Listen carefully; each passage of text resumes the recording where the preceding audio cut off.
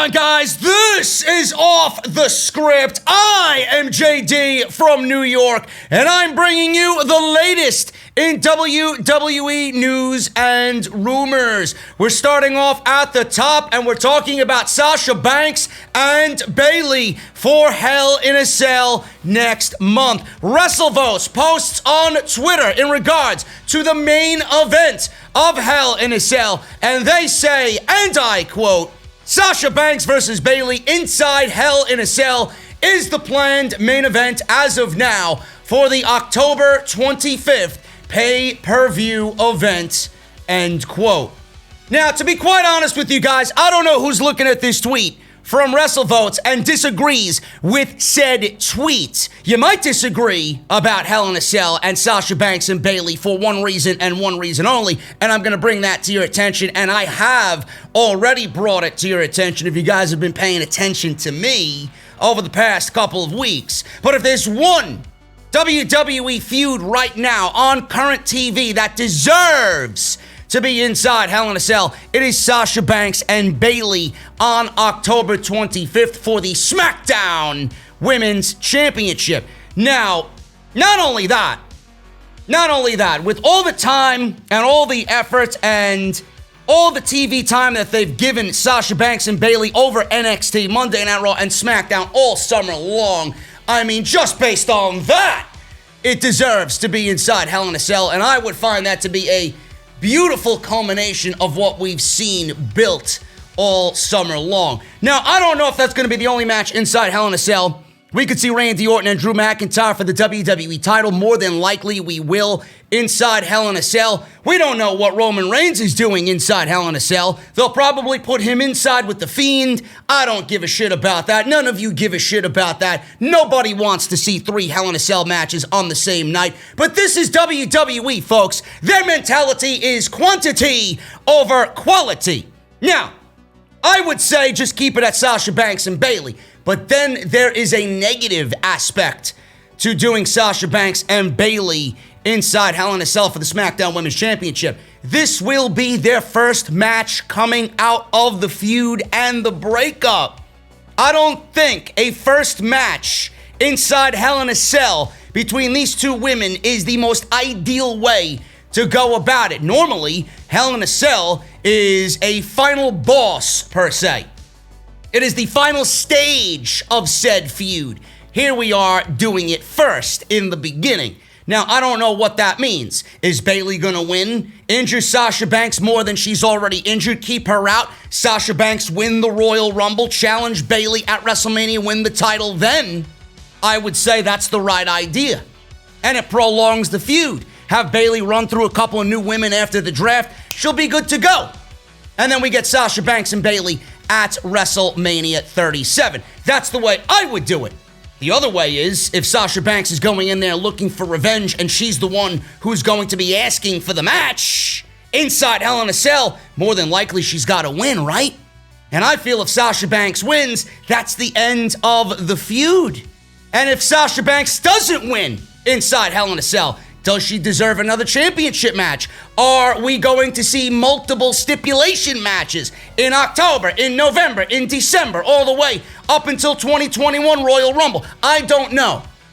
All I know is WWE has this backwards. WWE is merely putting these women inside Hell in a Cell because they need something for the cell. You just can't throw anything inside Hell in a Cell.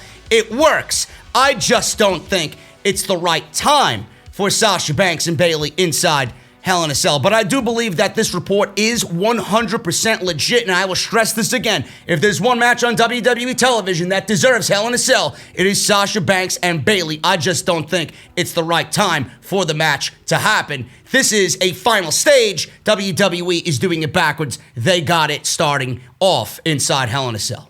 Now, if you guys were on Twitter the last couple of days, you would have seen some activity coming from my boy TBar in Retribution. TBar is Dominic Dijakovic. We all know this. Everybody's newest favorite Twitter account because he's burning everybody, he's burying everybody on social media, podcasters and analysts alike, even fans, which I always like to see. He was actually on social media and tried his best. I gotta give it to him. Bro, I gotta give it to you. You're trying really hard with basically nothing from WWE's end. You're trying. I gotta give you credit. He was on social media and he tried to describe and explain why WWE, why World Wrestling Entertainment gave all 5 members of Retribution WWE contracts when they were destroying the Performance Center, when they were destroying SmackDown on Fox, Monday Night Raw, all these quote-unquote heinous attacks on the current roster. Why would WWE give them performer contracts? I don't understand it. You're rewarding people for destroying your company. A lot of different people in the community came out and blasted how stupid all of this is. So we posted this on Twitter. He tried his best to explain what is actually going on with the story of Retribution getting WWE contracts. He says this, and I quote, "Yes, WWE is paying us to destroy their company because we were successfully destroying it regardless. They think if we are under contract, then they can contain, manage our chaos, but they will be unsuccessful. Stop overthinking literally everything." So clearly, everybody in the community seen this, and the first one to reply to this was Chris Jericho, of all people. Yes, former AEW World Champion Chris Jericho, future Hall of Famer Chris Jericho. His reply to TBar's tweet was, and I quote, "Huh?" So it didn't take long for my boy TBar to reply to Chris Jericho. He says, "Huh?" and then screenshots a headline saying, "Sturgis rally labeled as COVID-19 hotbed, Chris Jericho, Fozzy." Ha ha ha ha ha ha.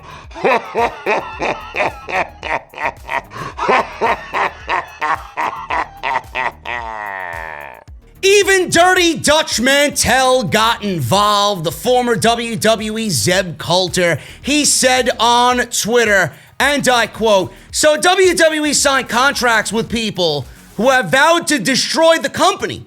What the fuck? Talk about making zero sense. The writers might need to work on that premise just a little bit more." And then he added WWE. Now, that wasn't even the best of all the people shitting on Retribution. Eric Bischoff actually asked, why is Retribution even here? Bischoff then followed that point by asking, what is the story and what is this? He was very confused by the whole thing. This is especially notable considering how many fans have pointed a finger at Retribution as a rehashed NWO. He says, and I quote, "Why are they even here? What's the story? What is the inciting incident? What is the motivation? What is the reason that they're there? It maybe had the potential of being a good idea before it wasn't. I've learned this over the last 10 to 15 years, more than I knew it at the time when I was actually in the business. Whatever the storyline you're going to launch, whatever the character, whatever you're going to launch, that angle, that story, has to begin with either an inciting incident, as you would say in the film industry, or an angle, as you would refer to it probably in wrestling. But there has to be a reason for it. You have to be able to answer the question of why." End quote. Guys, how many times have I said on this podcast, how many times have I said on this channel, the most important thing that WWE never gives us is why. Why is this happening? Why is that happening? Why is this person doing that? Why is that person doing this? Why? None of it makes sense. I've expressed this to you time and time again. You can go back and watch it in the last couple of episodes that I did on the Monday Night Raw review and even on Off the Script this past weekend. It doesn't make any sense. I don't need to tell you guys anymore. Now I just find vindication and validation in everything that I said, and everybody else that shit on this should feel the same way that I do, knowing that Dirty Dutch, Chris Jericho, Eric Bischoff, and countless others have said the same fucking thing. This is fucking stupid, and it doesn't make any sense whatsoever. WWE is truly, creatively bankrupt. One of the biggest stories that happened this week that might have flew under the radar for most of you is Ken Shamrock being inducted into the Impact Wrestling Hall of Fame. Ken Shamrock sent out a couple of tweets this week about the Hall of Fame induction, sending out a tweet to The Rock, asking him to send in an induction greeting. Rock and Shamrock wrestled each other in 1999, and Shamrock has stated that his matches with The Rock were his favorite times in all of the wrestling business. Shamrock tweeted, and I quote, "Rock, hey brother, I am being inducted to the Impact Wrestling Hall of Fame. I would be very grateful if you could send in an induction greeting. After all, I believe my time with you was my greatest memories in wrestling. Thank you." And it did not take long for The Rock to respond at all. He tweeted, "Congrats, my brother. Awesome news. I will take care of this and get it to you by this weekend." End quote. Now, first of all, I want to get this out there before any geeks start to attack me. Congratulations to Ken Shamrock. I would never want to steer anybody away from that type of honor. Congratulations to him. I think it's going to be an exciting time for him. I was a big Ken Shamrock fan. I thought he fit like a glove in the era that he was in the WWE, man. He was awesome. But I do have some reservations about this particular situation.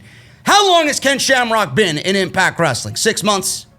This year alone, he's been back in wrestling, in Impact Wrestling. What has he done to be inducted into the Impact Wrestling Hall of Fame? I'm going to go out there on a limb and say he's done absolutely nothing. Is he being inducted into the Impact Hall of Fame based on his prior contributions to pro wrestling? Is he being inducted into the Hall of Fame because of his UFC contributions? Fine. But my reservations and my instincts are reading something different. Maybe Impact Wrestling wanted to induct Ken Shamrock into their Hall of Fame, knowing that Shamrock wanted The Rock. So they had Shamrock go and ask The Rock to do the induction speech, and if The Rock said yes, now this is a way for Impact Wrestling to shill the fact that Dwayne Johnson was on their pay-per-view, was on their TV show, was all over their social media. Look, The Rock is in Impact Wrestling. Does he deserve it? It's up to you. Does he deserve to be in any Hall of Fame? Absolutely. The Impact Wrestling Hall of Fame, bro, if you're talking about Impact Wrestling, they are the most slimy, grimy, fucking shady individuals one could possibly work with, man, really. So I obviously have my reservations about it. Let me know what you guys think about it. Shamrock, congratulations, but you know Impact Wrestling is gonna never let that one go, that Dwayne Johnson was on their television programs. What's the one thing everybody should do, man? If you had a list of things to do, the one thing that one should do if you are a newly turned heel in the world of professional wrestling, go and attack CM Punk. Roman Reigns says CM Punk needs to be slapped around. So Reigns said this while speaking with Load Management. Current Universal Champion Roman Reigns said this about a possible match with WWE superstar, former WWE superstar, I should say, for now, CM Punk. He says this, and I quote, "All the way from someone as big as The Rock to someone like a CM Punk, for instance, someone who really hits home with our home audience, our hardcore fans. If you'd watch wrestling for the last 10 to 15 years and you love it, and it's within your blood, then you probably have some kind of feelings about that guy. I know I do. Just by doing one of these things, he's made my job a lot harder. If it's something that the fans can get behind and that it could really make them sink their teeth into the product and really dive into the creative with us, or lack thereof, I should say. Let me correct you, Reigns. Dive into the creative with us. I'm willing to do it. I don't like the guy. I don't know many people who do, but I'm willing to put business first and make really good content if that's the case. He'd probably have to be slapped around a few times in order to get his mind right, but I am willing, and the fans and the audience are going to like it and be into it. Then most likely I am going to have to be into it as well." End quote. Great. Now we just put it out there in the universe that he's interested in a match with CM Punk, man. No matter how many times Phil Brooks says he doesn't want to be back in pro wrestling, man, every single member of that roster always throws the fucking lure out there and tries to reel him in.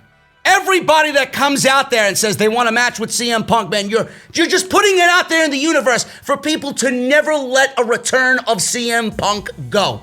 So that is what comes of these types of interviews and podcasts. Now, Punk and Reigns have had a one-on-one match in the past, which saw Reigns pick up the victory on January 6th, 2014 on an episode of Monday Night Raw, under a month before Punk wrestled his last match to date at the 2014 Royal Rumble. The story sells itself. Now that he's with Paul Heyman, there's even more story to tell. So I'm not going to get into details about why it would make sense. That is a mega money match, especially with CM Punk coming back as a babyface and Roman Reigns being a heel. You could play off the aspect of the Shield days. CM Punk supposedly brought the Shield in. He handpicked those guys, but he didn't want Roman Reigns. Remember the story. CM Punk didn't want Roman Reigns for the Roman Reigns role. He wanted Cassius Ohno for that. I mean, I don't even need to get into it. The story sells itself. WWE has a fucking landmine of gold right here, waiting for a possible CM Punk and Roman Reigns match. Will it ever happen? I can't tell you. Stranger things have happened, man. Do I think Punk will be back eventually? Yes, I do. Chances are slim, but I think he will be back. A match with Reigns? You know, a lot of people say, what's left for CM Punk? They mention Daniel Bryan, you'll mention a Finn Balor, you'll mention a Cesaro, or whatever the case may be, John Cena, right? But Roman Reigns definitely would have to be at the top of the list, especially now, seeing that Roman Reigns is doing the best work of his career. I would love to see it, and the story, my God, sells itself. And finally, guys, I told you it was going to be sooner rather than later. She is making her return to the ring. Where is she going to end up? I don't know. But you're going to be hearing her name a lot more often from this point forward. Tessa Blanchard is back on social media, and already she's firing back at people who say she is a racist. Why don't you just leave well enough alone? Now you gotta bring everybody's attention back to what you did, right? When people were hopefully getting over it, and now you just angered everybody all over again. But I'm not in charge of Tessa's Instagram, which this message came from. She says, and I quote, "I've been away for a while. The main reason for that is to focus on my wedding and my honeymoon. The past few months, I've gotten back to the basics and been focusing on the relationships I have with family, friends, and myself.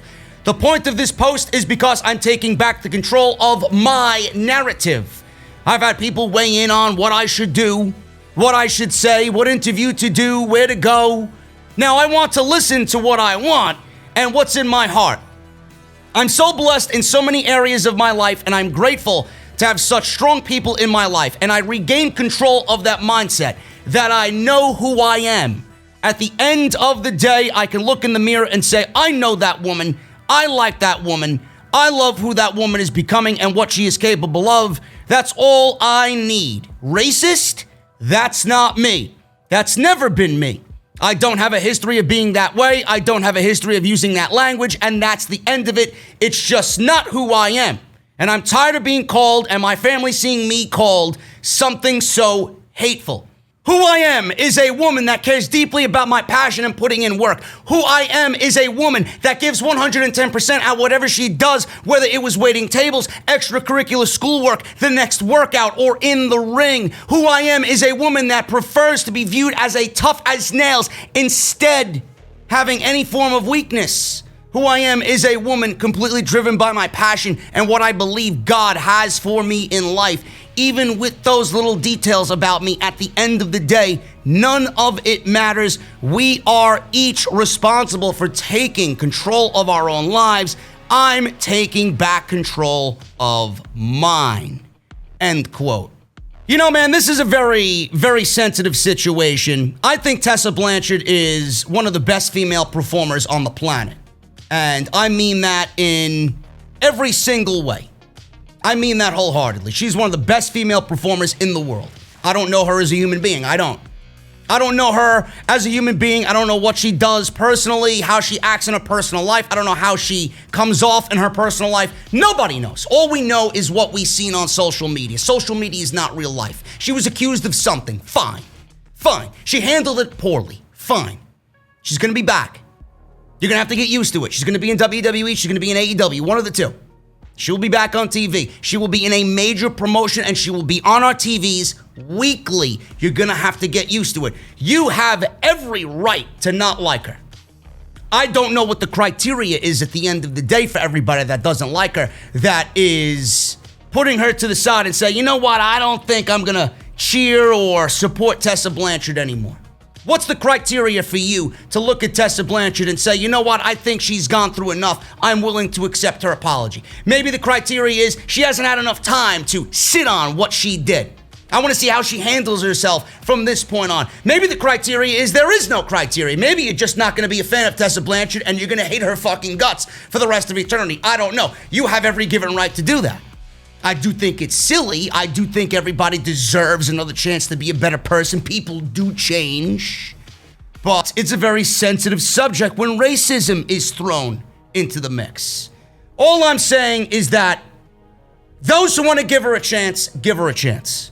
Those who don't want to give her a chance and fucking want to chastise her and fucking just curse her out and not be a fan of Tessa Blanchard, don't watch the show that she's on. Don't support the company that she's with. Don't watch anything that she does. Follow her, just don't follow her, I should say. Excommunicate yourself from her social media, her Twitter, her Instagram, her TikTok, whatever the fuck she's got. Just put it away and move on. I hope she can move on from this, and I hope whatever she had been accused of is not so damaging as far as the fans' perspective goes. WWE clearly doesn't give a shit. AEW might give a shit, but I think if Tessa Blanchard's a free agent, they're going to make a play for her. These companies don't care. They do to an extent, but at the end of the day, they don't care. They want the talent. They need the talent, right?